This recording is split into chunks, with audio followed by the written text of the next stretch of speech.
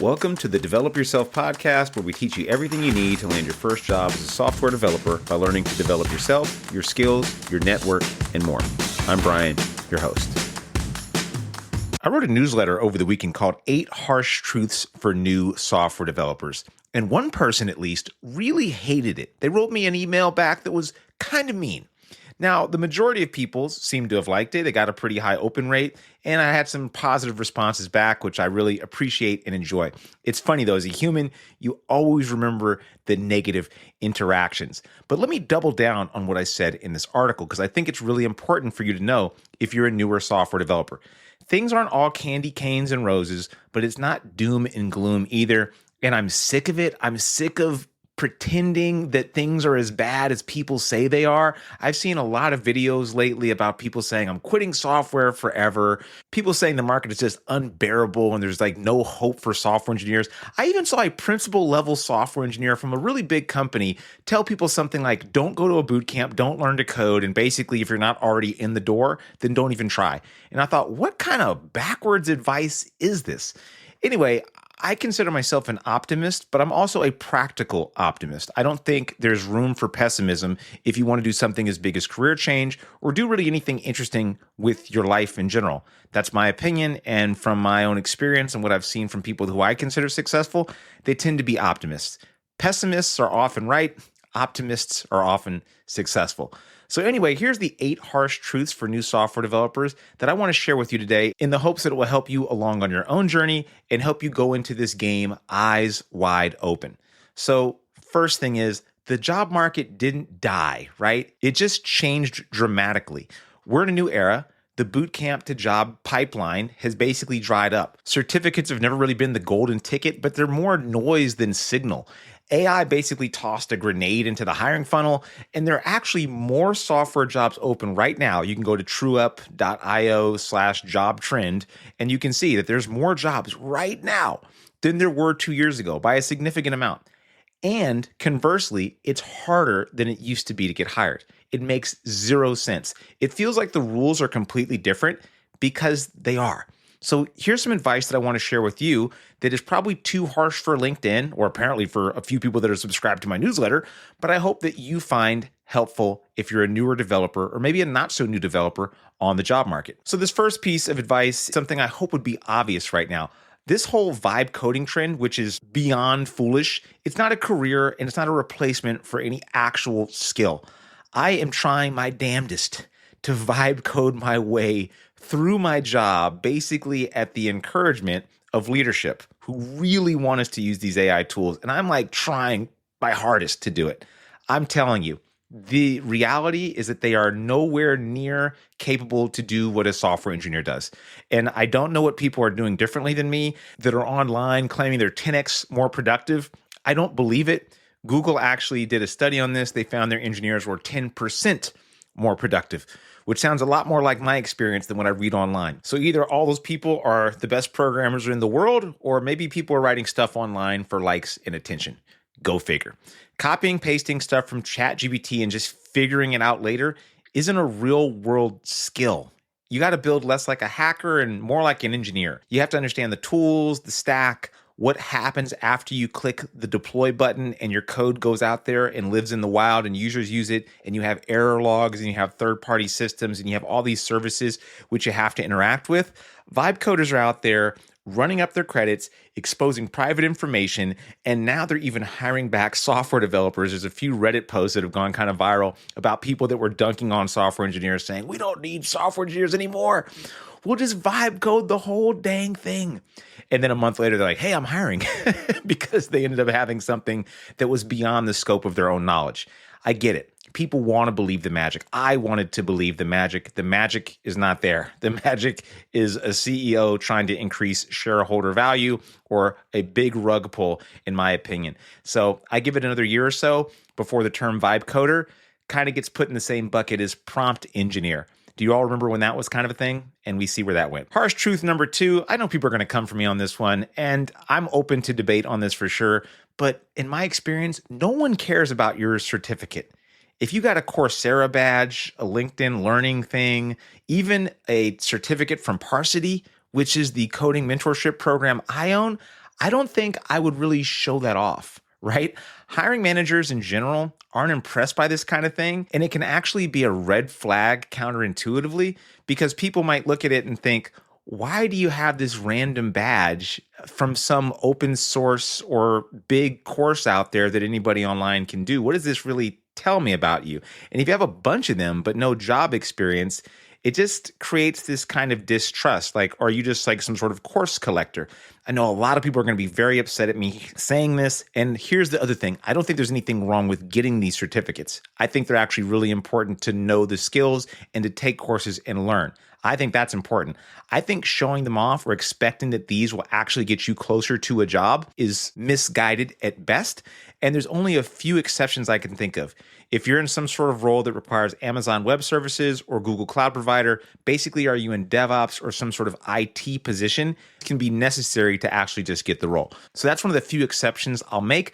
But in general, certifications don't really help. And if you're a full stack developer, really no one cares about them. So it can actually be a little confusing. It's like, why do you have an AWS certificate if you're going for a React role? Right? It just kind of causes a little bit of confusion.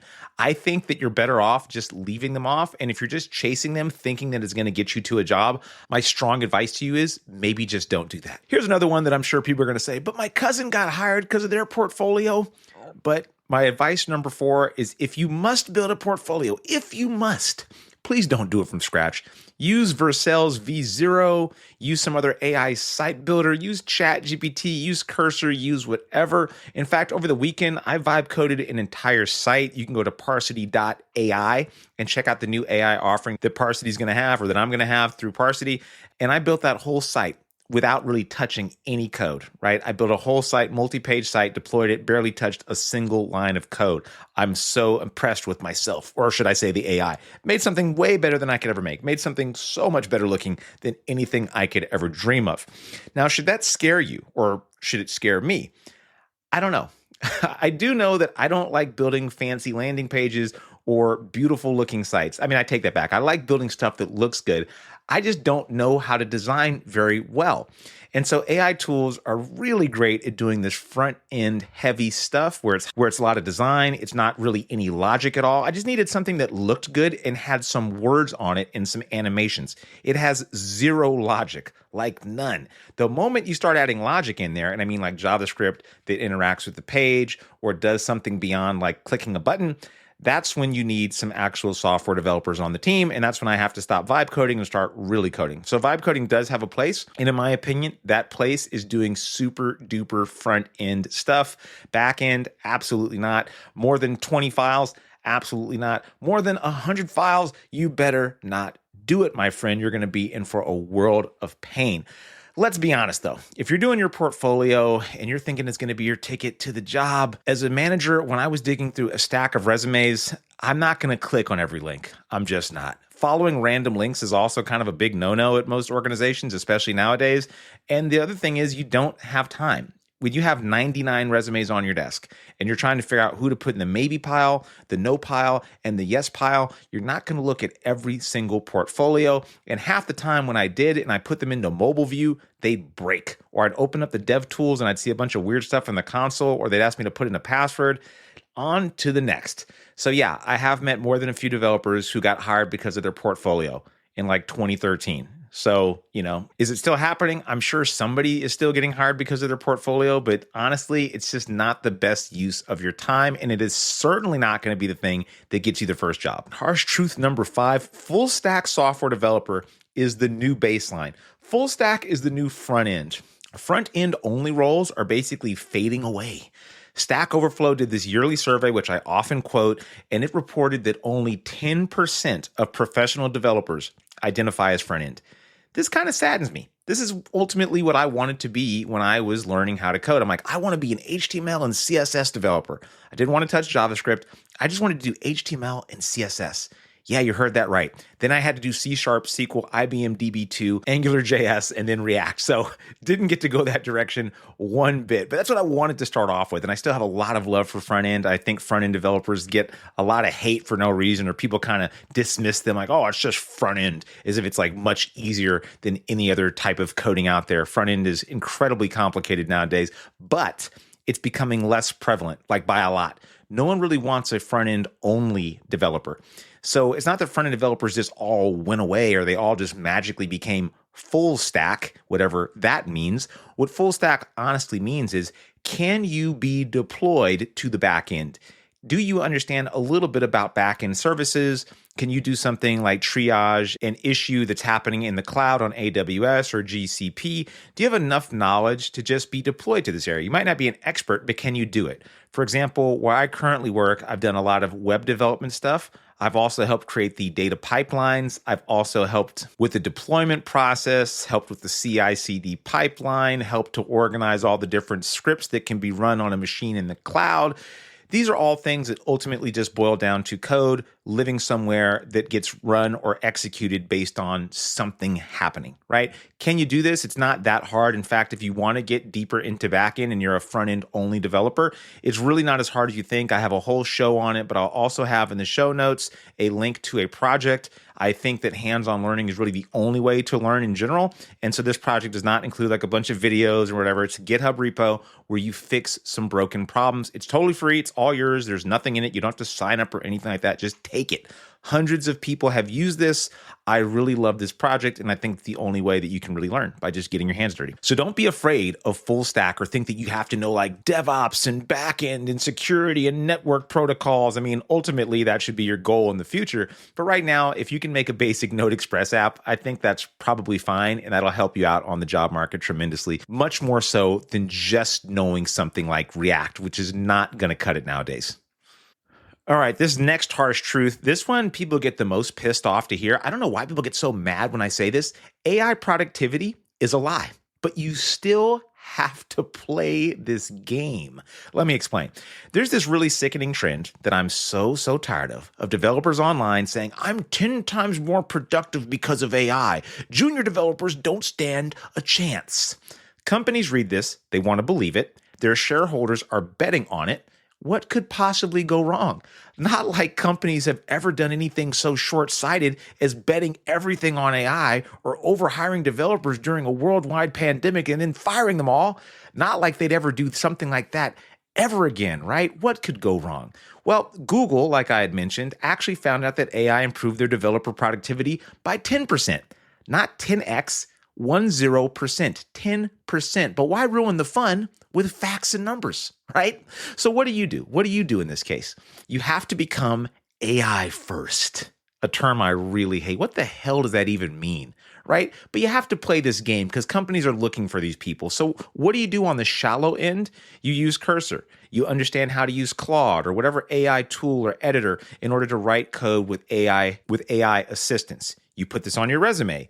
You use autocomplete to write code faster and maybe a little bit better than you normally would when it comes to tests or front end or whatever. In some areas, it's going to be better than you. That's just how it goes.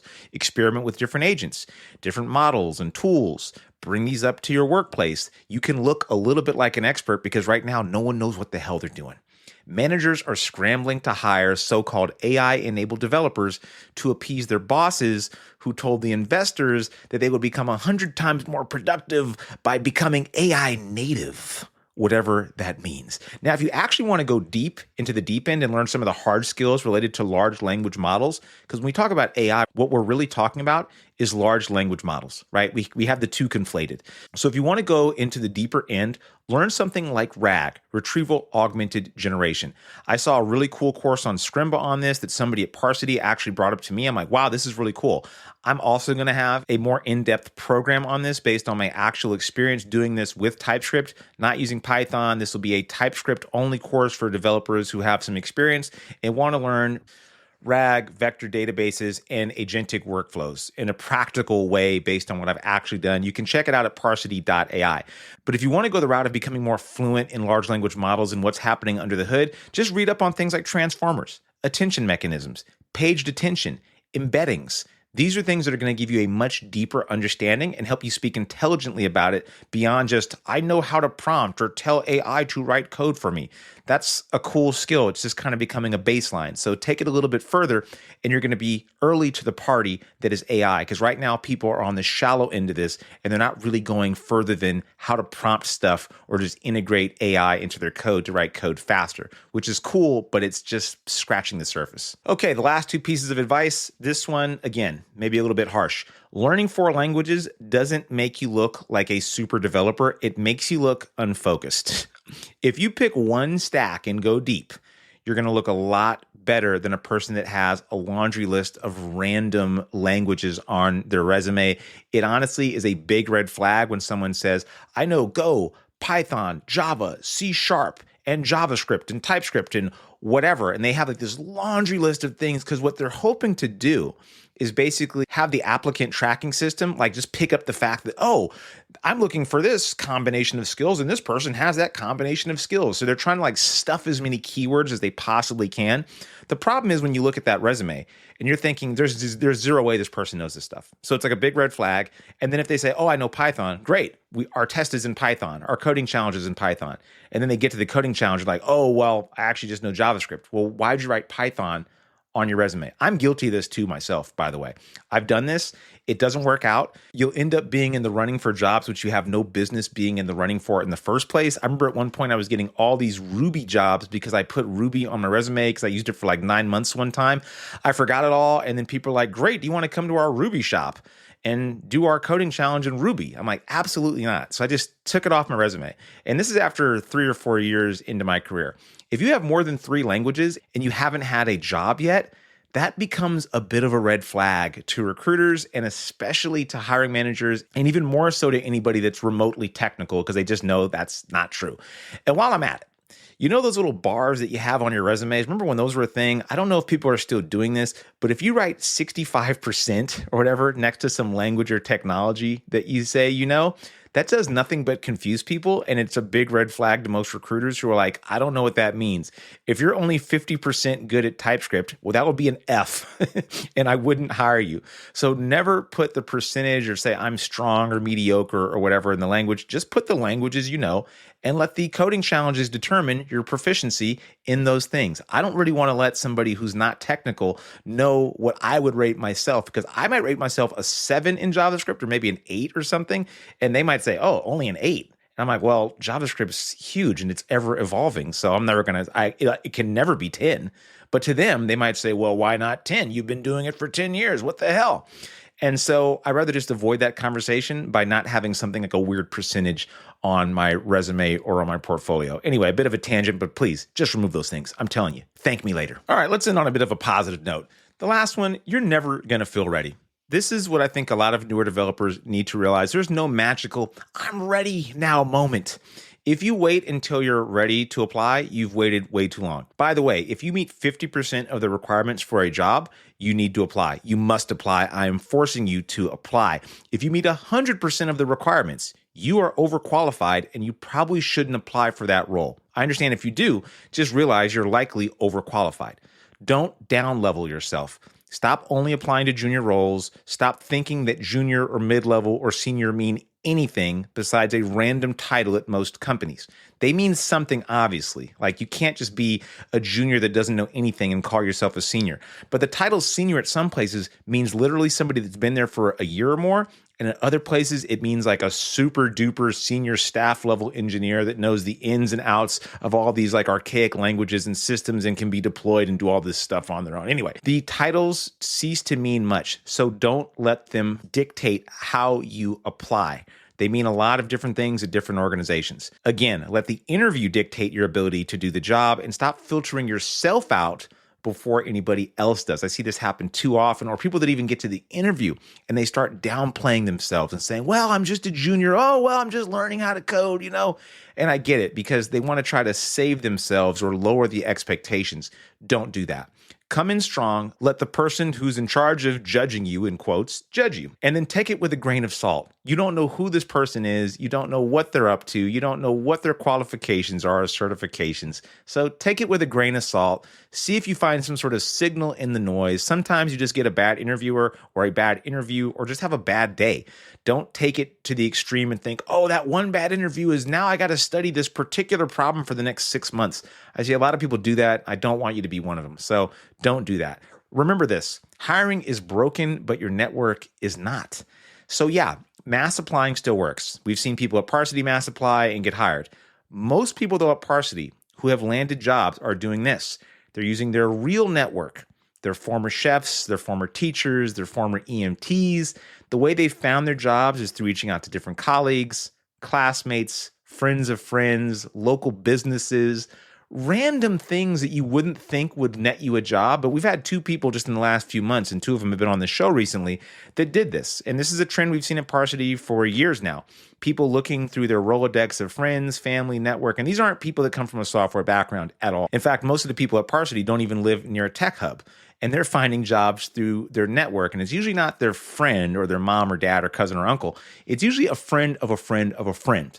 For example, one person is having an interview by literally writing an email to their school, a school they went to, and saying, hey, I saw that you might have this open role for webmaster. I'm a former student and I would love to learn more about it. Immediately, they have credibility, the connection, and that person is likely going to get an interview. In fact, that person did get an interview. But if you're doing stuff like that, you're much more likely to succeed. LinkedIn is still a game to play, and you should be on there playing the game. But if you're only on LinkedIn, you're only on Indeed, and you're not tapping into your network of people, which I know is not easy or comfortable to do, but if you're not doing that, I think you're doing yourself a real disservice. So be really methodical. I've brought this up on the show before. We do a lot of market development in Parsity. I would do what's called a breadth-first search of your network. If you don't get that reference, look it up. Bottom line is the market isn't hopeless. It's just different. And yes, it's difficult. It's never really been easy. I've heard the same complaints in 2013 that I'm hearing in 2025. My super opinionated advice to end off is if you're an early career developer and you lack technical skills, consider a strategic investment in upskilling with AI by building out something like a full stack app using agents or using RAG. This, I think, is the most bang for your buck at this particular point in the AI hype train that we're currently on. Now, if you are having zero luck on the job market, like you're sending out resumes or job applications and getting zero feedback, and I mean if you've done over 100, if you're putting up numbers like 10, 20, those are rookie numbers. You got to bump those numbers way up, my friend, to find out if you're actually getting a signal or if you're just not getting enough volume in there. A lot of people aren't putting in the volume. A good arbitrary amount might just be 100, right? Consider doing an audit of your network. Like I said, do a BFS, a breadth first search of your network, and see who might be able to point you to somebody who might know somebody else who knows of some opportunities out there. And maybe, just maybe, consider hiring somebody like David Roberts, who I've also had on the show. He's a person I can kind of vouch for that I know personally, who helps people out with the entire job search if you're in that stage. Now, if you're at the very beginning of your journey and you need somebody to do more of a holistic technical approach and market development and help you through the entire thing from A to Z, then just join Parsity.io. I mean, I'm a little bit biased. I do own the program. But anyway, I really hope that's helpful. Grab the Node Express Starter Kit, which is in the show notes if you're a front-end developer and you want to get introduced to back-end stuff. And I always hope that's helpful. By the way, I'm also taking questions for the show on Friday. I really am loving doing this. I got some great questions last week and I have some really good ones this week. So if you have a question that you'd like me to answer on the show, just fill out the form in the show notes and I will shout you out if you want, or you can remain anonymous. Anyway, hope that was helpful and not too harsh, and I'll see you around. That'll do it for today's episode of the Develop Yourself podcast. If you're serious about switching careers and becoming a software developer and building complex software and want to work directly with me and my team, go to Parsity.io. And if you want more information, feel free to schedule a chat by just clicking the link in the show notes. See you next week.